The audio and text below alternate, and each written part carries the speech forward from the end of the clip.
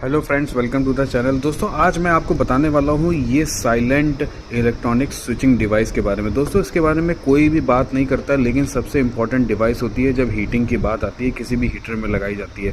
दोस्तों आज मैं इसका प्रिंसिपल आपको बताऊँगा, इसकी खास बात बताऊँगा कि इसकी जगह पर रिले या कॉन्टैक्टर क्यों नहीं यूज़ करते हैं। तो सबसे पहले बात करते हैं दोस्तों इसके प्रिंसिपल की। दोस्तों इसमें दो टर्मिनल होते हैं, एक होता है इनपुट टर्मिनल, एक होता है आउटपुट टर्मिनल। इनपुट टर्मिनल में तो हम क्या करते हैं, पीआईडी कंट्रोलर से आउटपुट लेके आते हैं और यहाँ पे लगाते हैं ताकि ये जो है एनर्जाइज हो सके और स्विचिंग कर सके। तो अब पीआईडी टर्मिनल से जो आउटपुट निकलते हैं दोस्तों, वो फिलहाल जो मेरे पास रिले है इसका इनपुट है डीसी, और ज़्यादातर एसएसआर का रिले का जो इनपुट होता है वो डीसी होता है 4 से 32 वोल्ट तक।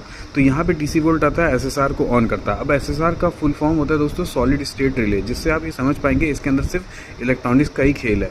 इसके बाद ये होते हैं स्विचिंग टर्मिनल यानी आउटपुट टर्मिनल, जहाँ से हम लोड को क्या करते हैं, स्विच करते हैं। अब बात करते हैं इनपुट टर्मिनल पे क्या हुआ दोस्तों। सबसे पहले पीआईडी कंट्रोलर से इनपुट आया, और इनपुट आया उसके बाद इसने रिले को ऑन किया। इसके बाद इसमें बीच में सर्किट होता है फोटो इलेक्ट्रिक सर्किट, जिसमें क्या होता है कि जैसे ही ऑन होता है एक लाइट जलती है, जिससे फोटो सेल आपके फोटॉन्स निकलते हैं। फोटॉन्स जो है वो आपके जीरो क्रॉसिंग स्विच पे जाके हिट करते हैं, जीरो क्रॉसिंग स्विच पे जाके सर्किट पे हिट करते हैं, जीरो क्रॉस सर्किट पे।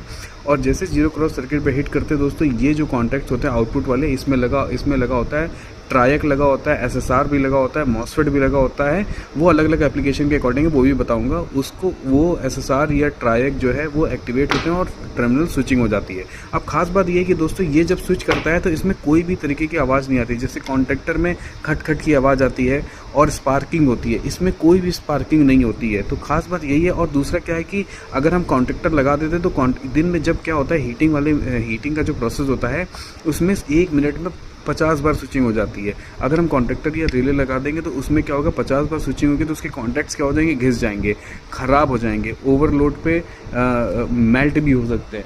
और बार बार स्विचिंग करने से क्या होता है दोस्तों, लोड की स्पाइक भी आती है। लेकिन इसमें स्विचिंग जो होती है वो जीरो क्रॉस में होती है, यानी जब वेव फॉर्म जो होती है साइनसॉइडल वेव जब जीरो पे आ जाती है, ना तो पॉजिटिव ना तो नेगेटिव, तब स्विचिंग होती है। तो स्पाइक का भी कोई डर नहीं।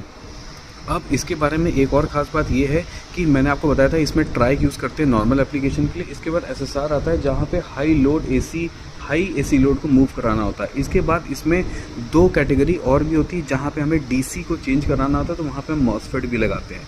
तो अब आपको समझ में आ गया इसकी स्विचिंग की जो लिमिट होती है। अगर इसकी लाइफ की बात करें तो ये 1 अरब बार जो है वो स्विच कर सकता है, लेकिन कॉन्ट्रैक्टर जो है वो 1 लाख बार ही स्विच कर सकता है। उसके बाद कॉन्ट्रैक्टर की लाइफ ख़त्म हो जाती है। तो इसीलिए एसएसआर बेस्ट है हीटिंग एप्लीकेशन के लिए, और ये इलेक्ट्रॉनिक साइलेंट स्विचिंग